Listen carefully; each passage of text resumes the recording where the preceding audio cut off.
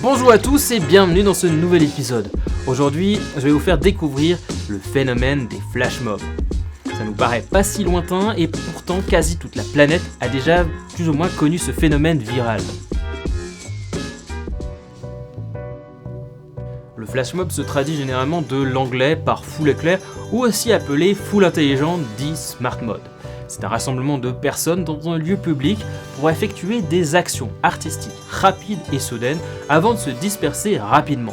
Ce terme aurait été inventé en 2002 avec l'objectif commun de mettre en pratique une action inhabituelle, dite artistique et pacifique. Mais la capacité des foules à communiquer au début des années 2000 et à s'organiser spontanément a ajouté une nouvelle dimension d'efficacité jamais vue auparavant, grâce notamment à l'évolution des technologies numériques dans le comportement spontané des foules.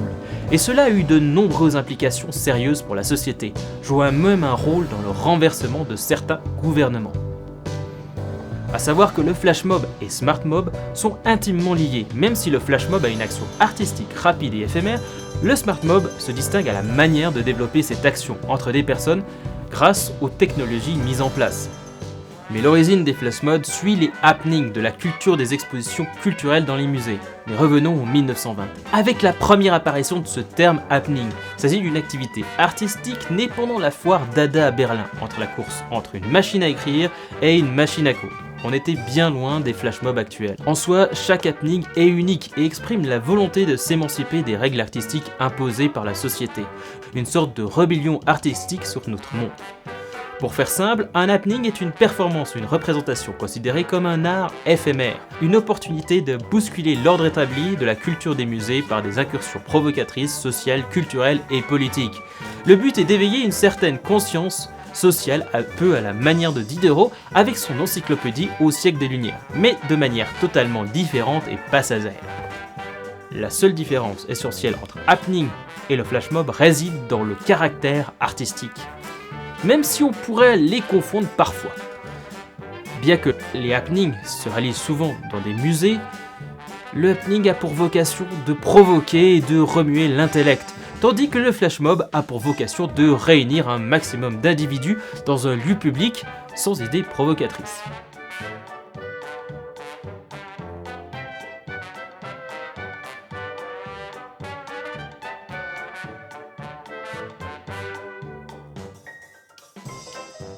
Avant l'arrivée d'Internet, plusieurs foules éclairs avaient déjà eu lieu. Par exemple, lors de sa visite au Québec en 1967, le général de Gaulle fut acclamé par la foule tout au long du trajet entre Québec et Montréal. Ces événements sont étalés dans le temps et dans l'espace et les participants ne se mobilisèrent pas tout à fait en même temps mais au passage du convoi. Même si les foules éclairs ne communiquaient pas par internet durant cette période, le bouche à oreille, le téléphone ou encore la radio pouvaient jouer un rôle important dans ces événements. Le théoricien Howard Rheingold, auteur de Smart Mob ou Foule intelligente, a écrit le livre qui aurait inspiré indirectement le mouvement flash mob. Howard aurait déjà pensé en 2002 ce qui se produirait avec les flash mobs. On pourrait dire qu'il a inventé une trend mondiale avec un livre sans savoir ce qui se produirait quelques temps plus tard. En très peu de temps, le phénomène de masse dit flash mob va investir le monde entier tel un virus informatique, bien qu'il faudra attendre l'arrivée de YouTube et Facebook pour que le phénomène devienne viral. Et le premier flash mob était en 2002 à New York, appelé No Pan Subway. Cette idée absolument étrange est née dans l'esprit de la troupe d'improvisation new-yorkaise Improv Everywhere. Puis les flash mobs se propageront en Europe et d'autres pays à travers le monde. Mais si on conçoit les flash mobs comme une force de divertissement théâtral, alors les possibilités ne sont limitées que par l'imagination des organisateurs. Il existe néanmoins différentes sortes de flash mobs, autant dansants que mobiles, silencieuses ou même chantées et orchestrales.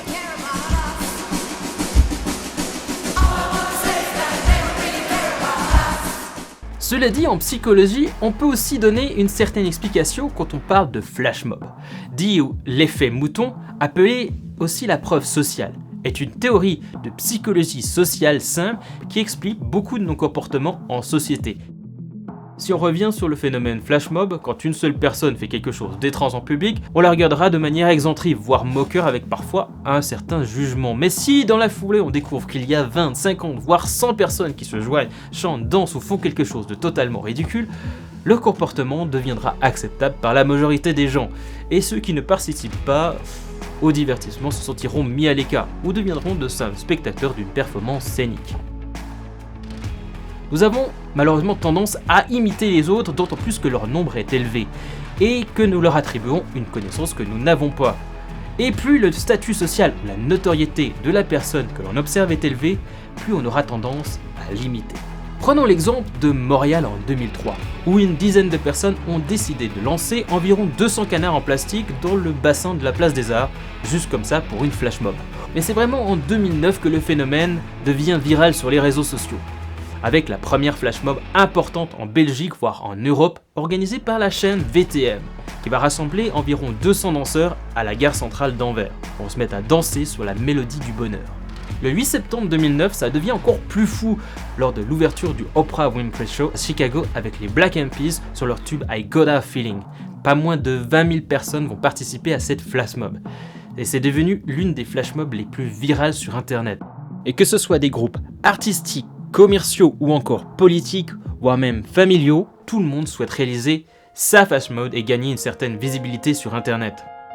Vous l'aurez donc compris, sans l'arrivée des téléphones sans fil et l'évolution d'internet, il aurait été difficile de réaliser des flash mobs, vu leur complexité organisationnelle à mettre en place. Selon Howard Rheingold, il serait téméraire d'être trop optimiste, mais ne penser qu'en termes de désastre serait faire preuve d'une grave myopie.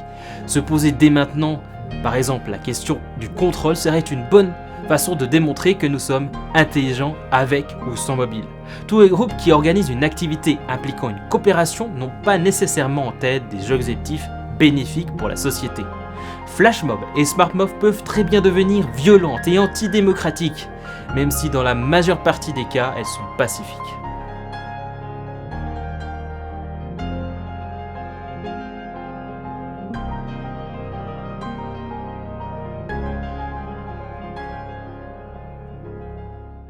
On arrive à la fin de cet épisode et si vous avez aimé, n'oubliez pas de vous abonner ou de mettre un like et moi je vous dis à bientôt pour un nouvel épisode.